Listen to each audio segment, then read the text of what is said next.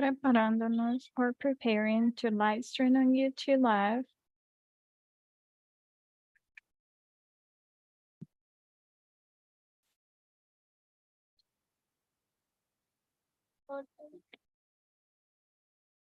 Okay, 3, 2, 1.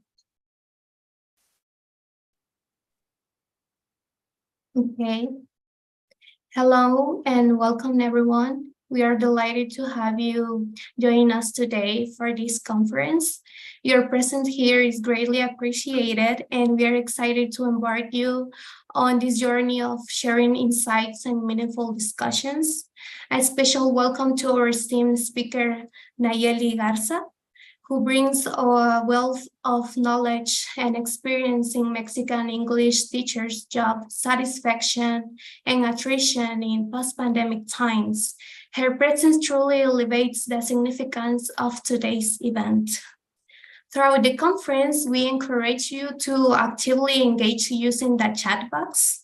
Your questions and comments are integral to fostering and collaborative learning environment.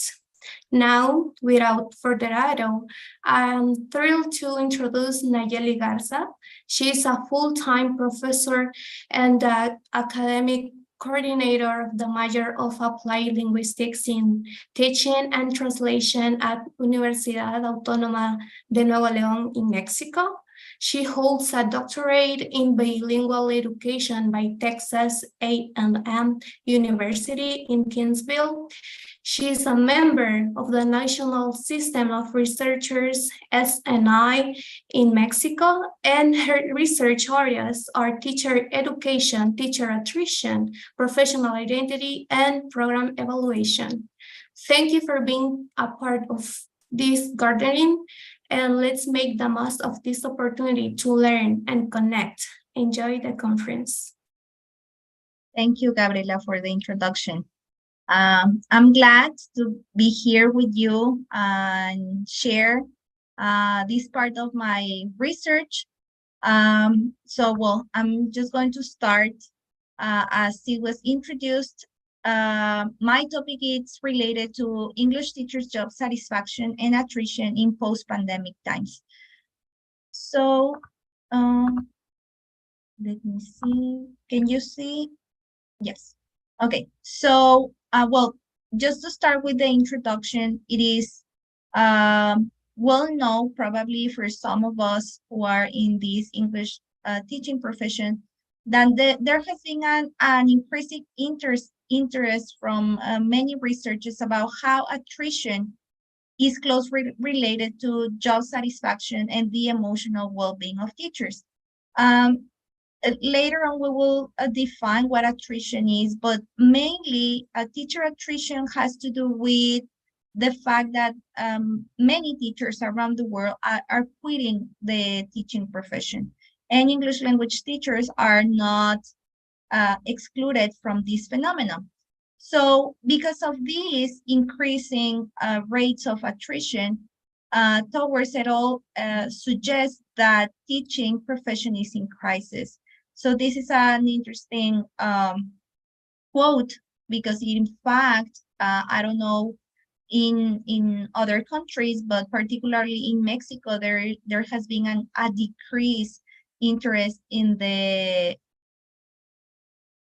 entrance of future teachers in general, not only English teachers. So not many, a lot of young people would like to be teachers nowadays. So this is why teaching profession is in crisis.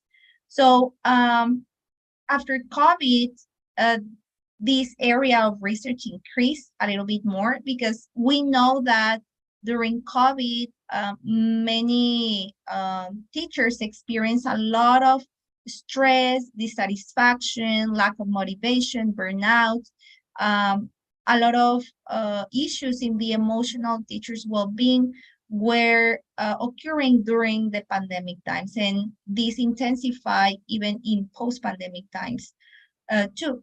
So my research is based on how little research has been done regarding English as a foreign language teachers attrition in Latin America and in Mexico.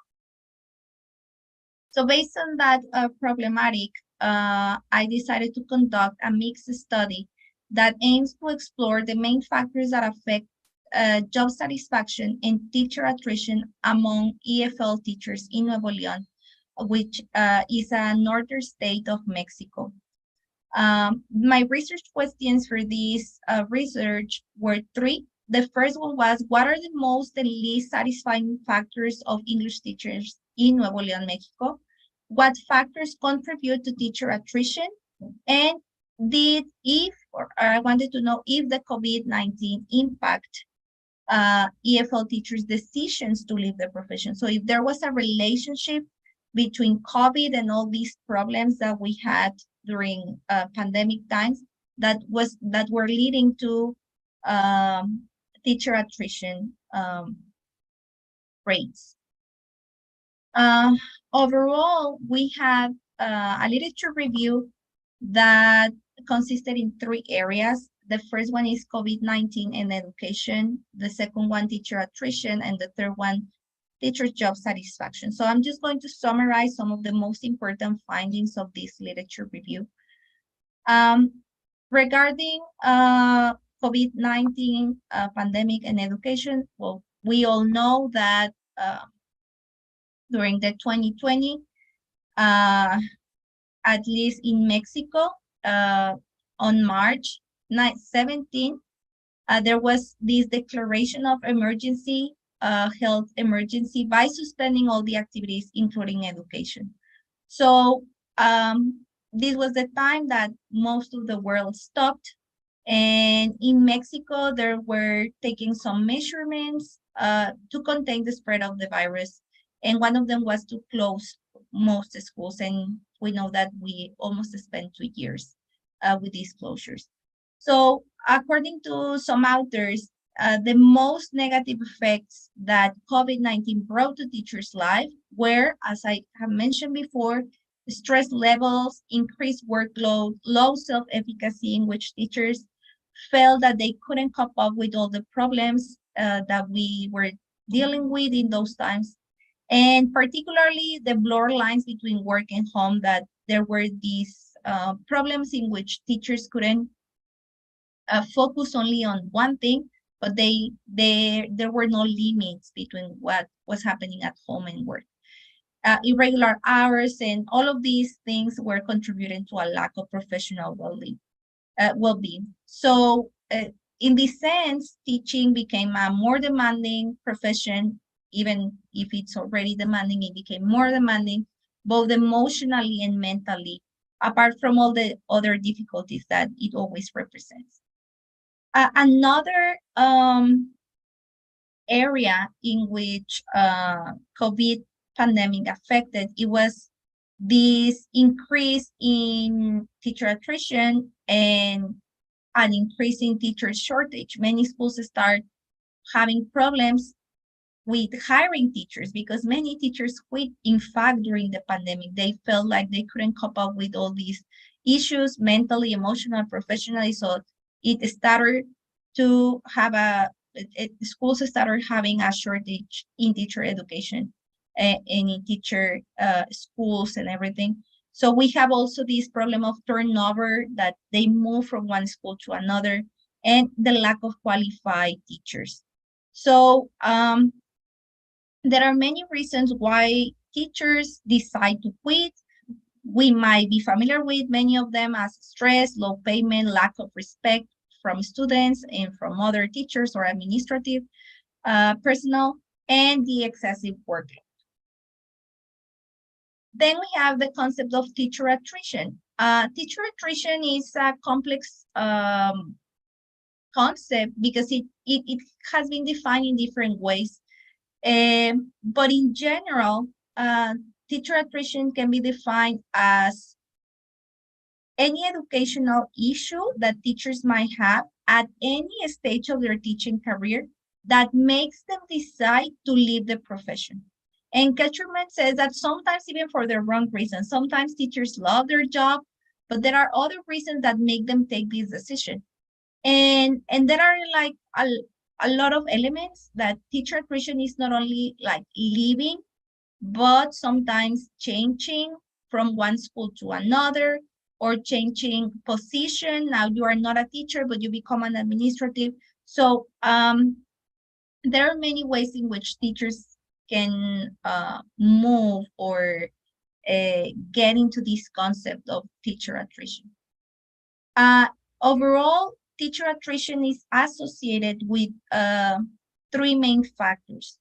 The reasons why teachers decide to quit or to leave, they have to do with individual factors, as according to some authors, such as burnout, resilience, personal demographics, personal factors such as family.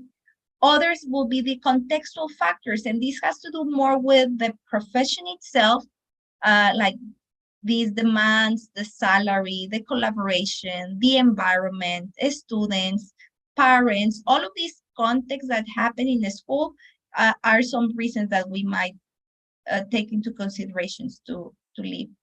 And finally, there is another area that has to do with teacher identity processes of making and shifting, that there is a part of teacher's identity that is not well constructed or developed, or there is this identity process that is not complete yet, and sometimes that makes or provokes that teachers quit. Interestingly, I found some interesting data that says that teacher attrition, appears to be most prominent in the case of foreign language teachers.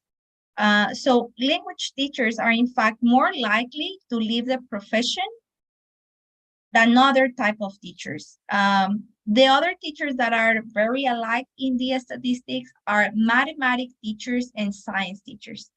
So when we reflect about this fact that foreign language teachers are more likely to leave the profession, it becomes worrying, because it means that there are a lot of factors that intervene at the same time, that they do not affect other type of teachers as foreign language teachers.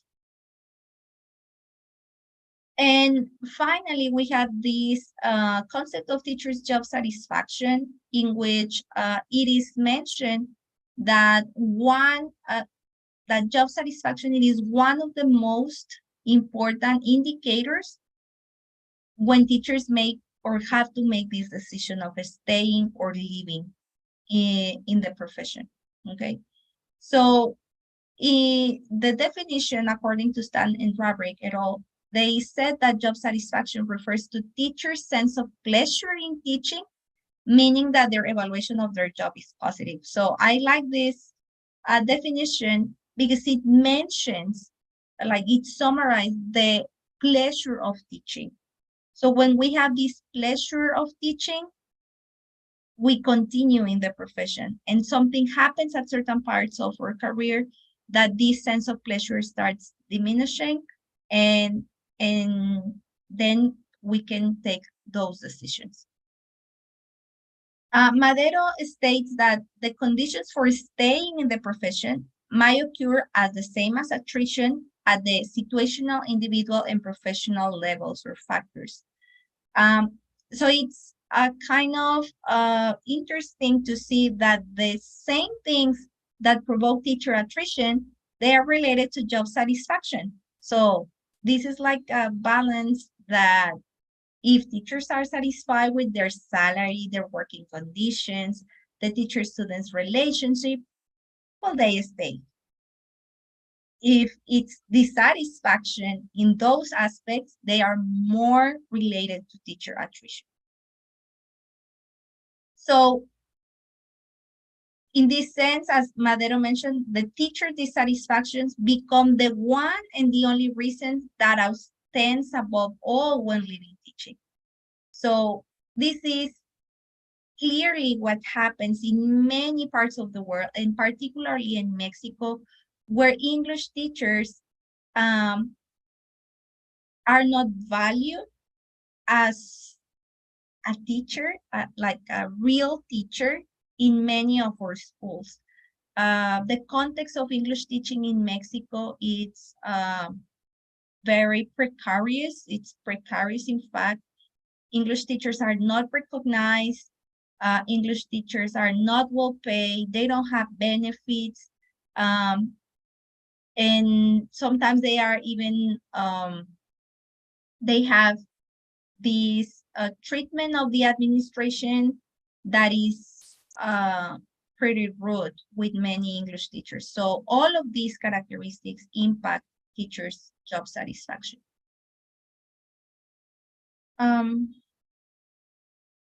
So moving to the methodology that I apply in this study, it was, as I mentioned at the beginning, a mixed method approach. The participants that were in this study were 100 English teachers from Monterrey, Nuevo León, which is the place where I work. And they came from private and public schools at different levels.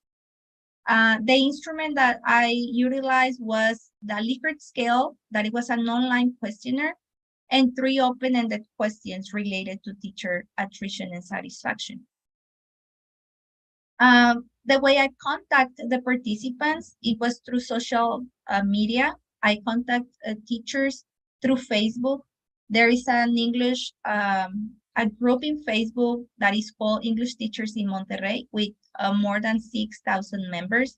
So I posted there my research, the link, and all the people who wanted to participate. Well, it was open up to a certain period of time. And I collected 100 answers from different teachers. The findings regarding the questions, the research questions that were stressed at the beginning, the first one were, what are the most and least satisfying factors of English teachers in Nuevo León? So we divided these in different areas. In the first one, it was the environment. The environment had to do with the fact that teachers felt comfortable in the place that they work. So most of the teachers, in fact, expressed that for them, the environment was a satisfying factor because they consider that they were happy, that they received enough value from the school, and so it was not that bad. The environments are usually good. Regarding the fitness factor has to do with the fact that the teachers felt that their personality, that their beliefs were according to the school's belief, so that they felt part of with their colleagues, with their peers, and most of the teachers had this good relationship with their colleagues, most of them, with the principals of the school and even with parents. However, there is like this particular area of the fitness factor that teachers were mentioning that they would like to have better working conditions in general, like to feel better and that they actually belong to that institution. The compensation, as we will see later on, the compensation was the lowest. Most of the teachers felt that they were not compensated enough for the job they did. Yes, so they had a lot of extra work that they were not paid. The salaries were low, so compensation is one of the least satisfying factors. And this has to do also with leadership. Though some teachers, like this was kind of controversial because half and half said that they had good leaders, good managers, administrative. The other half said like, well, my leaders in my school, they have no idea what to do. They just give tasks that it's nonsense to do. So the leadership, it was a fact that in some schools they were having good leaders while others. In the evaluation and mentoring, it's a factor. It's something that it's almost inexistent in many of the schools. So this is also dissatisfying because most of the teachers said that they didn't have this coaching or this mentoring from other teachers when they stutter or when they have a problem. And this has to do also with evaluation, because sometimes teachers are evaluated based on what students say and not about their job. And sometimes they feel like there are preferences with other teachers, and sometimes that evaluation is not that fair.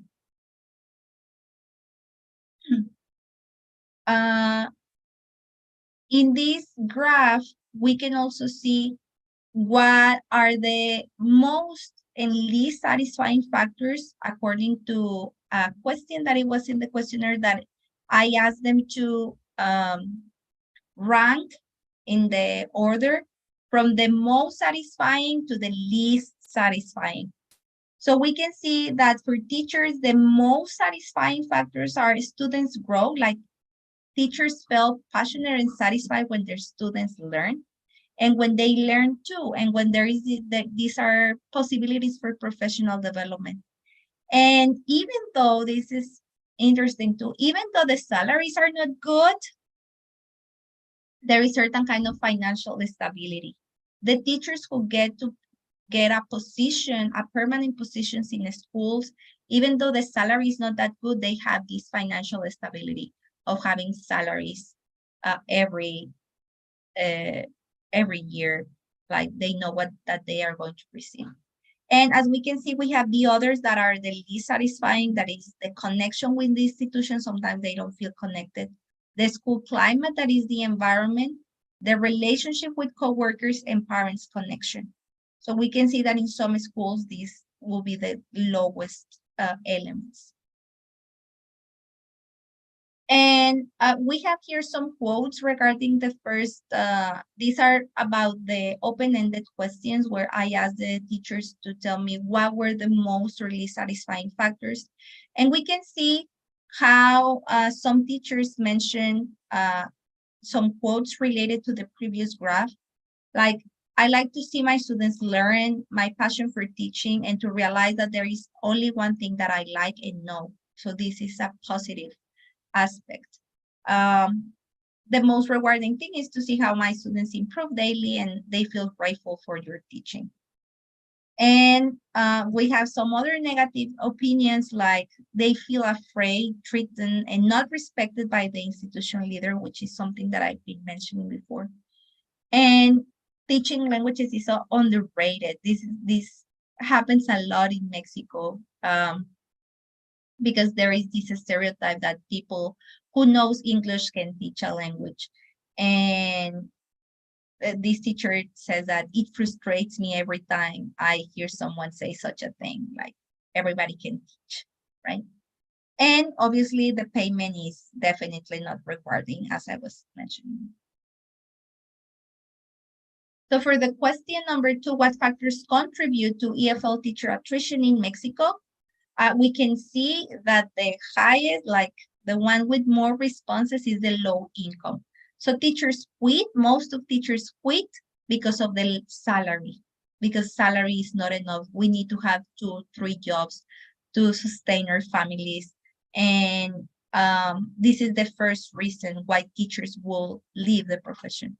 And then it is followed by the lack of support of the school, of the parents, of the administratives, of the leaders, and also the students, the lack of respect.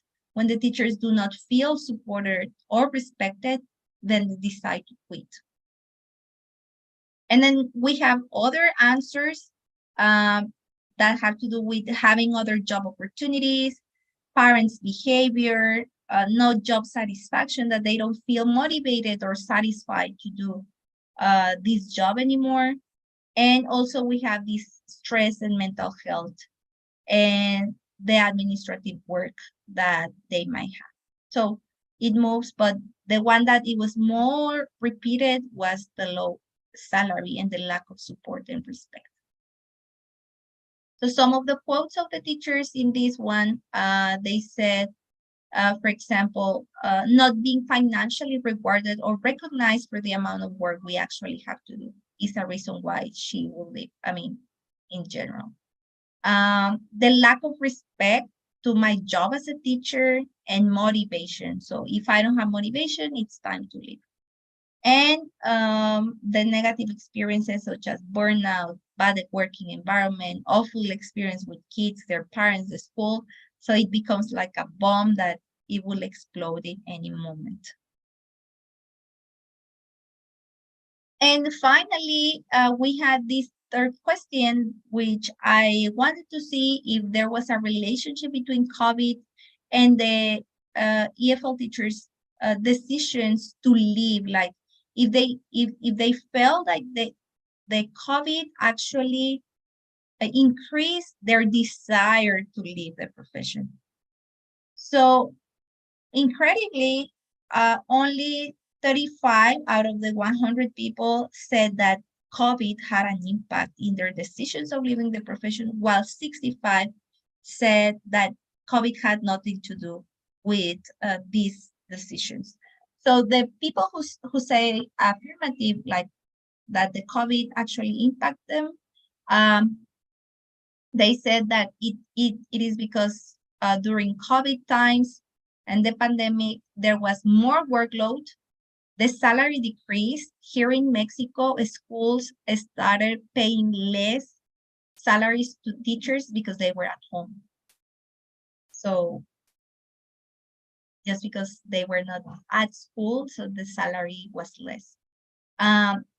Because they had lazier students, teaching became more time consuming. There was a lack of recognitions, economic difficulties, and more stress and anxieties. On the other side, the people who said that it didn't impact, it was because during COVID, they never thought about leaving. Yes, they never stopped working. They continued working enthusiastically. They were actually positive about learning new things. And because they felt efficient on online instruction, they liked working online. They adapted to the environment. They like facing challenges. And the others, they have already thought about leaving before the pandemic. So that thought was already in their minds. And they said that the burnout levels were exactly the same during and after the pandemic.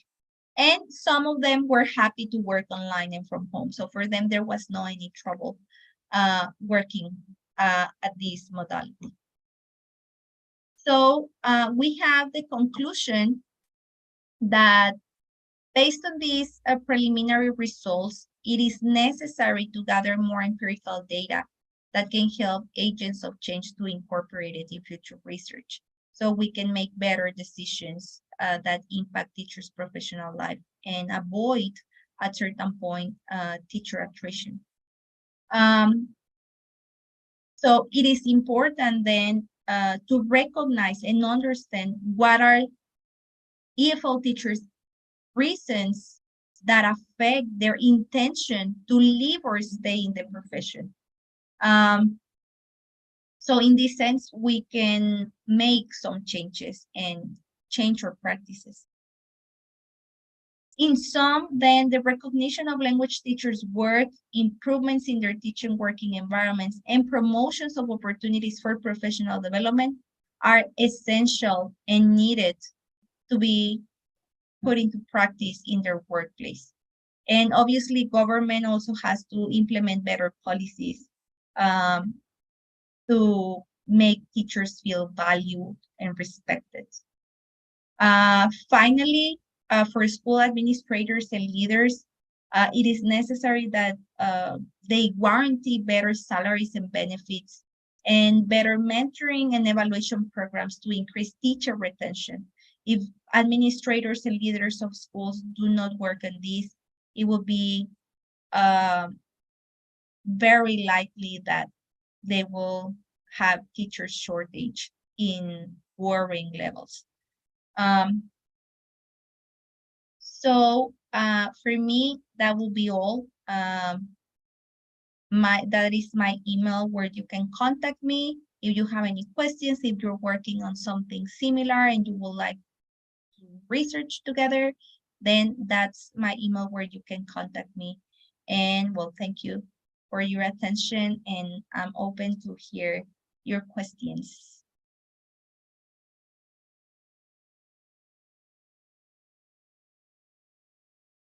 or any comment that you might have.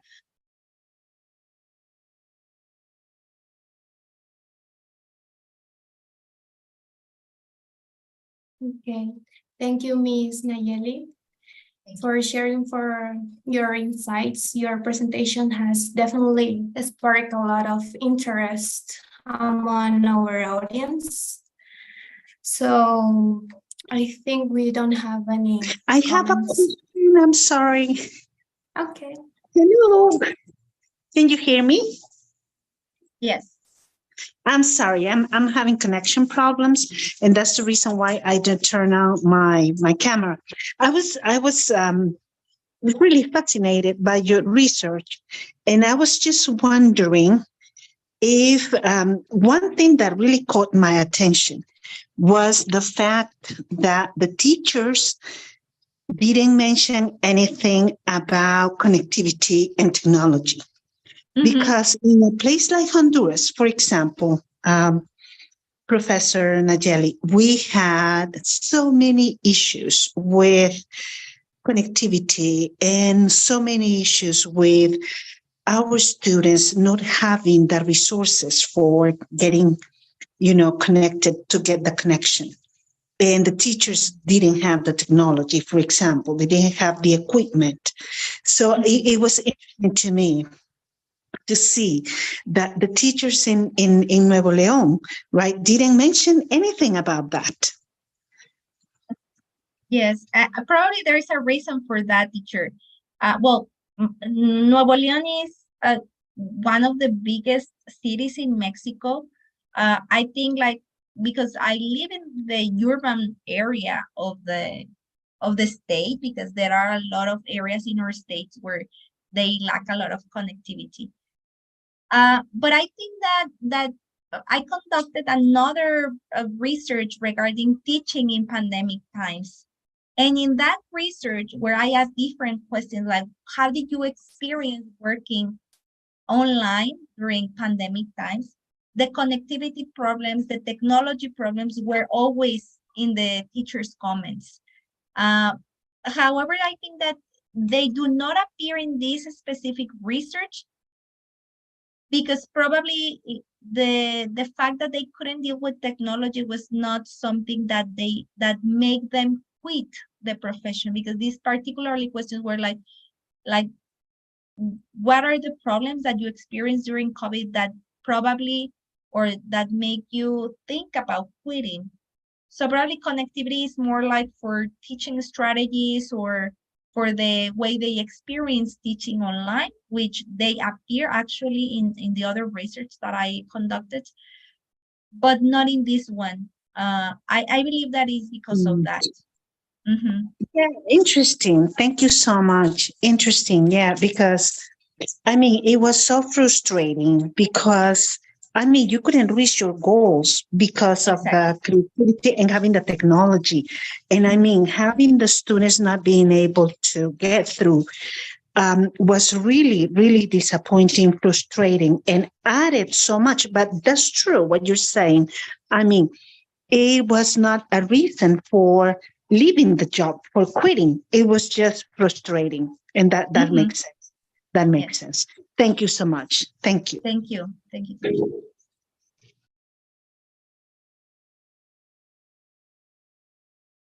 I think there were other people who were raising their hands, but I cannot see them anymore. Yes, we had two more people with the hand raised. Do you still have your questions?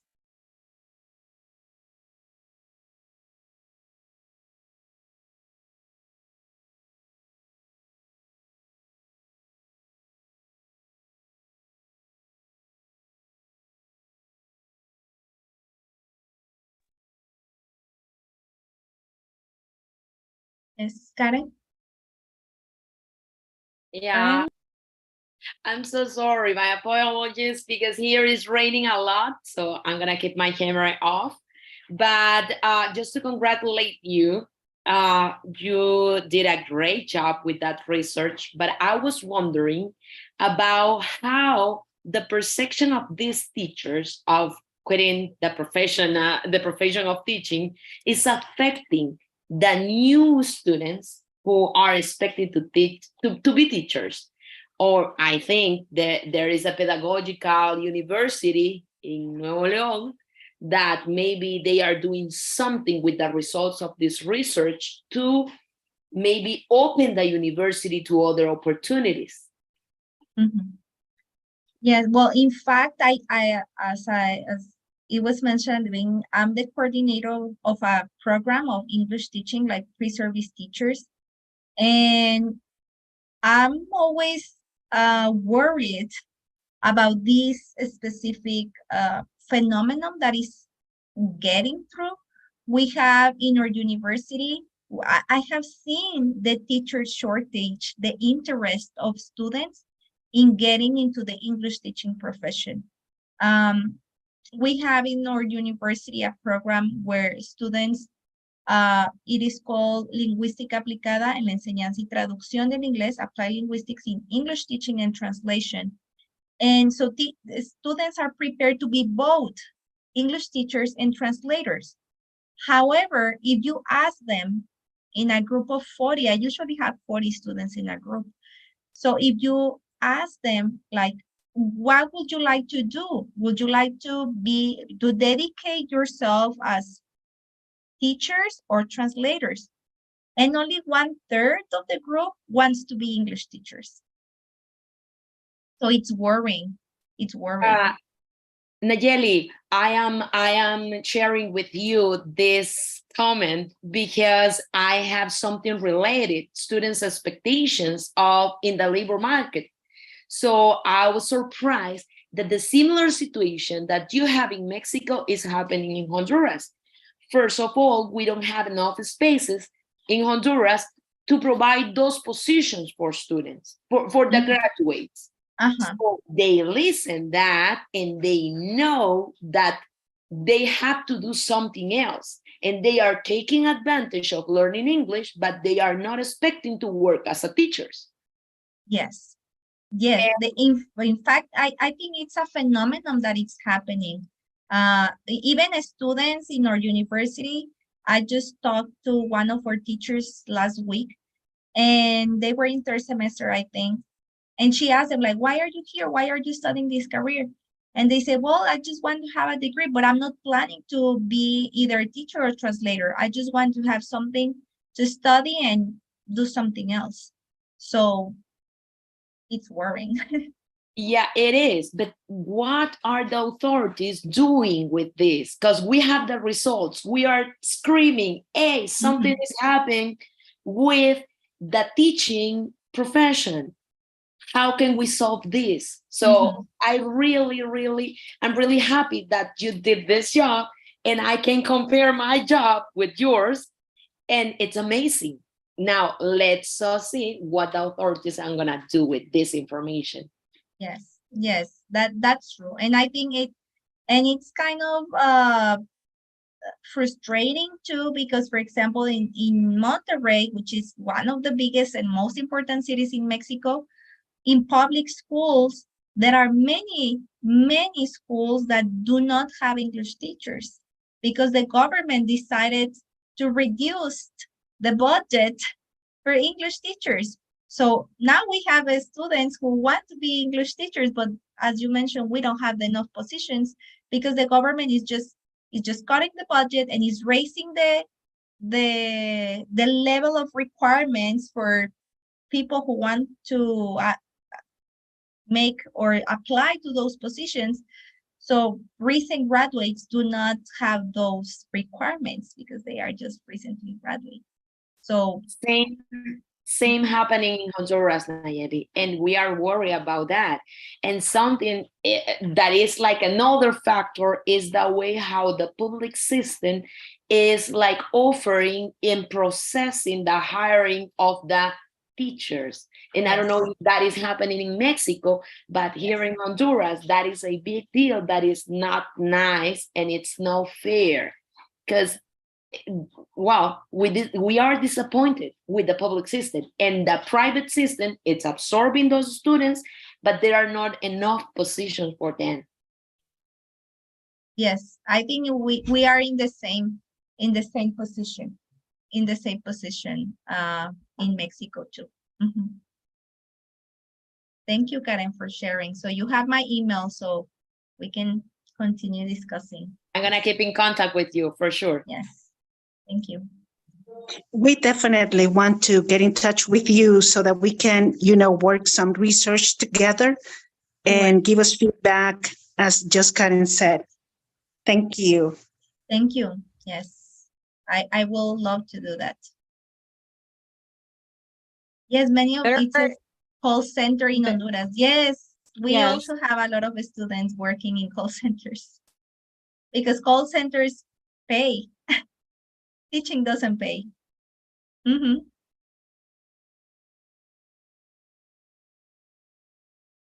Last year in my school are not working in call centers. Yes, they say they get the better salaries. That's true.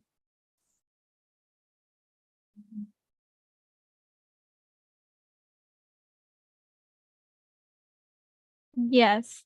Thank you, Miss Nallely. I think that we have enjoyed and that we have considered your context with our, and we made a comparison and we say, okay, this is not only happening here, all around the world, people are having the same problem and they are trying to get solutions also.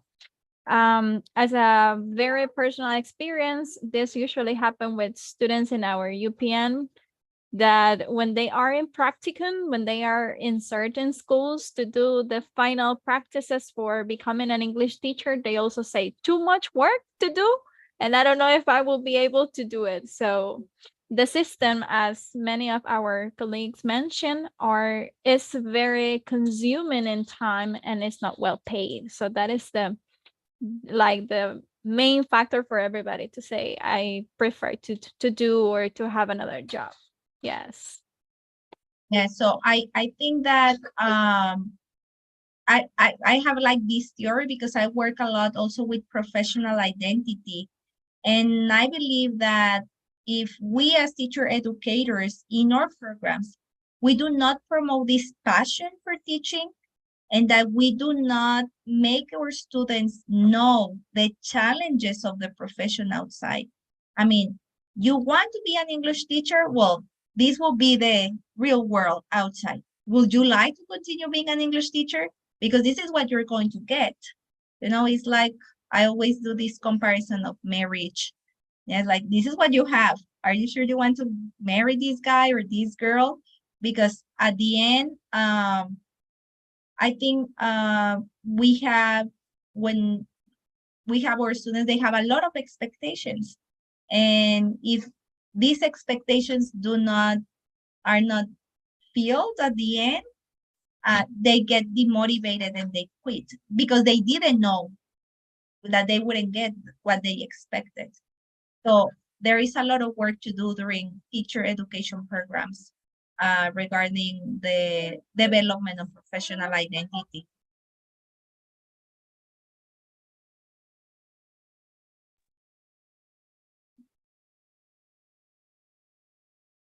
So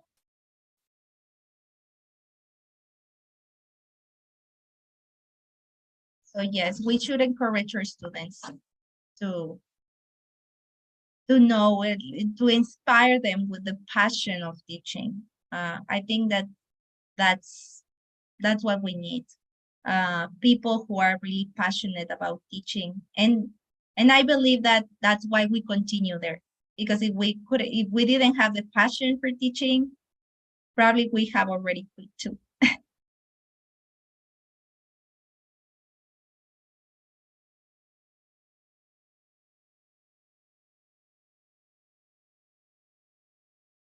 Okay, if we don't have more questions or comments, I think we can say thank you again to you, Miss Garza, for sharing such Thank an you. important information. And as I said, for let us know that these things are happening and that we need to keep motivated as teachers of teachers and as future teachers as well. Mhm. Yes, thank you. Thank you for this opportunity, and I'm glad we had this connection. Hope to see you soon, everybody. Thank you. Thank you. Have a good night. Thank Thank you. you.